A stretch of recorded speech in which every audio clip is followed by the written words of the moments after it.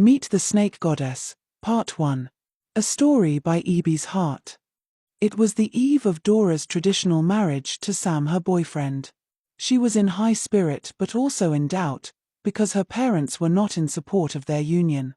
"Marry Bob, he is from our tribe, and we know his family so well. If anything goes wrong there, we can always find a solution to it," Dora's mother pleaded. "Bob is too poor, Mom, and I don't want to suffer. Sam is rich and from a very rich and famous family. Besides, I love Sam and I am already pregnant for him," Dora replied. 2 days after their marriage, Dora and Sam traveled to his hometown to be presented to Sam's kinsman again as his custom demanded. After the presentation ceremony, a woman approached Dora and whispered in her ear, "I hope you know the meaning of this ceremony." Dora was about to ask her questions when she briskly walked away. She was about to think about the woman's statement when Sam held her hand and pulled her close to himself. His kiss made her forget the statement and she smiled. When it was time to sleep, Sam took Dora to a room that had no windows and said, "This is our special night and we are going to sleep in this special room." Dora didn't think much about how the room was, she simply jumped on the bed. Immediately she climbed the bed, she fell unconscious and slept off. She woke up the next day looking very dirty, like someone who rolled on a muddy ground. But the white bed sheet she was lying on and even the ground that was painted white were all sparkling neat. She panicked and started calling Sam. "Honey, you are awake," Sam came in smiling. "Why am I looking so dirty?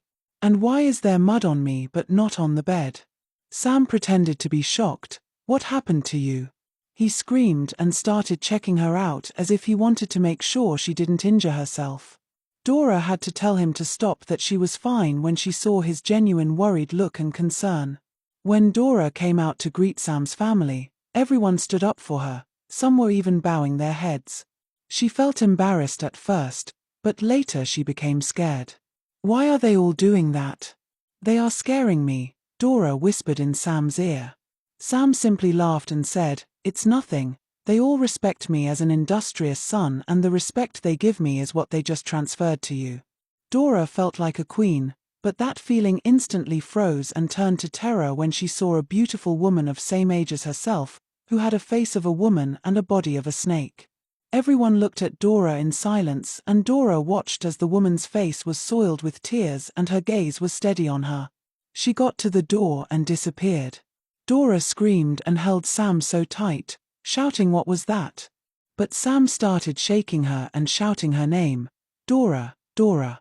When Dora eventually turned to look at him, he said with concern and fear, "What was that? Why are you embarrassing me?" Dora looked around the sitting room and discovered everyone's gaze was on her.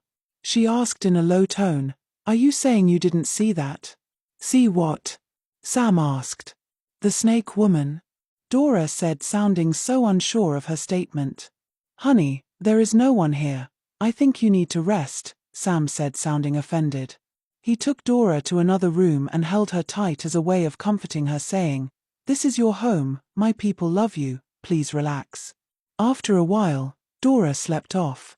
When Sam came out of the room, he quickly walked to his grandparents and said, "I think she has become one with Cuckoo, the great python."